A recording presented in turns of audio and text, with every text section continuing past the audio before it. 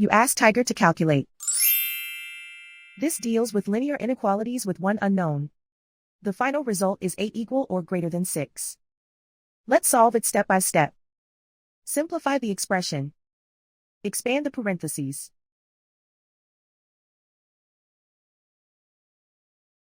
Simplify the arithmetic.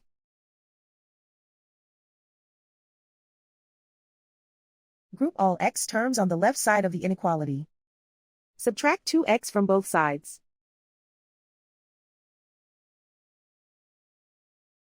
Group like terms.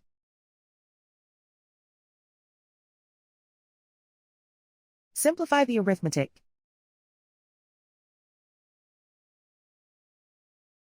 Group like terms.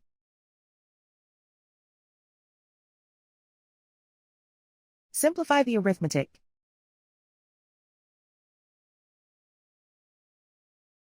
Plot the solution on a coordinate grid. And so the final result is 8 equal or greater than 6.